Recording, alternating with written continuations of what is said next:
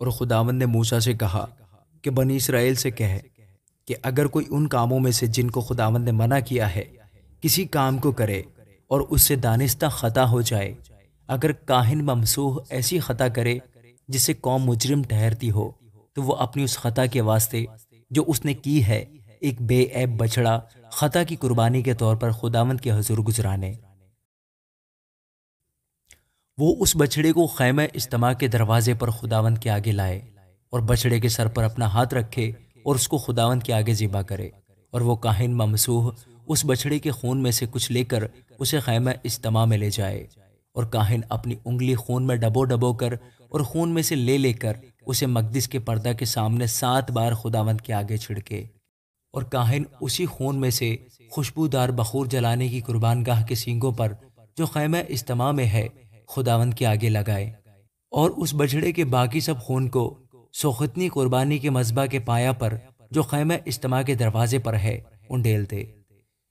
پر وہ خطا کی قربانی کے بچڑے کی سب چربی کو اس سے الگ کرے، یعنی جس چربی سے انتڑیاں ڈھکی رہتی ہیں اور وہ سب چربی جو انتڑیوں پر لپٹی رہتی ہے،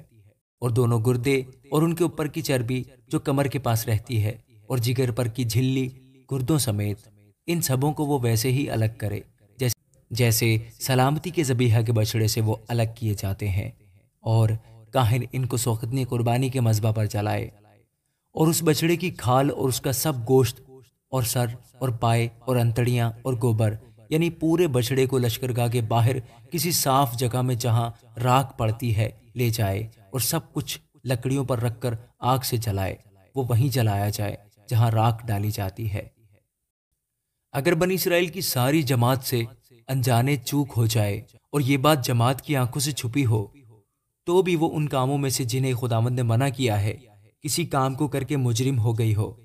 تو اس خطا کے جس کے وہ قصوروار ہیں معلوم ہو جانے پر جماعت ایک بچڑا خطا کی قربانی کے طور پر چڑھانے کے لیے خیمہ اجتماع کے سامنے لائے، اور جماعت کے بزرگ اپنے اپنے ہاتھ خداوند کے آگے اس بچڑے کے سر پر رکھیں اور بچڑا خداوند کے آگے ذبح کیا جائے، اور کاہن ممسوح اس بچڑے کے خون میں سے کچھ خیمہ اجتماع میں لے جائے، اور کاہن اپنی انگلی اس میں ڈبو ڈبو کر اسے پردہ کے سامنے 7 بار خداوند کے آگے چھڑکے، اور اسی خون میں سے مذبح کے سینگوں پر جو خداوند کے آگے خیمہ اجتماع میں ہے لگائے، اور باقی سارا خون سوختنی قربانی کے مذبح کے پایا پر جو خیمہ اجتماع کے دروازے پر ہے انڈیل دے، اور اس کی سب چربی اس سے الگ کر کے اسے مذبح پر جلائے۔ وہ بچڑے سے یہی کرے، یعنی جو کچھ خطا کی قربانی کے بچڑے سے کیا تھا وہی اس بچڑے سے کرے، یوں کاہن ان کے لیے کفارہ دے تو انہیں معافی ملے گی، اور وہ اس بچڑے کو لشکرگاہ کے باہر لے جا کر جلائے جیسے پہلے بچڑے کو جلایا تھا۔ یہ جماعت کی خطا کی قربانی ہے۔ اور جب کسی سردار سے خطا سرزد ہو اور وہ ان کاموں میں سے جنہیں خداوند نے منع کیا ہے کسی کام کو نادانستہ کر بیٹھے اور مجرم ہو جائے، تو جب وہ خطا جو اس سے سرزد ہوئی ہے اسے بتا دی جائے تو وہ ایک بے عیب بکرا اپنی قربانی کے واسطے لائے، وہ اپنا ہاتھ اس بکرے کے سر پر رکھے اور اسے اس جگہ ذبح کرے جہاں سوختنی قربانی کے جانور خداوند کے آگے ذبح کرتے ہیں۔ یہ خطا کی قربانی ہے،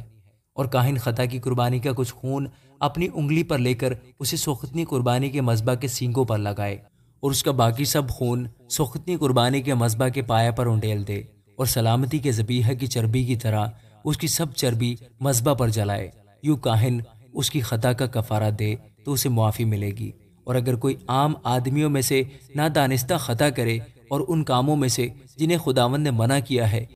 کسی کام کو کر کے مجرم ہو جائے، تو جب وہ خطا جو اس نے کی اسے بتا دی جائے تو وہ اپنی اس خطا کے واسطے جو اس سے سرزد ہوئی ہے ایک بے عیب بکری لائے، اور وہ اپنا ہاتھ خطا کی قربانی کے جانور کے سر پر رکھے اور خطا کی قربانی کے اس جانور کو سوختنی قربانی کی جگہ پر ذبح کرے،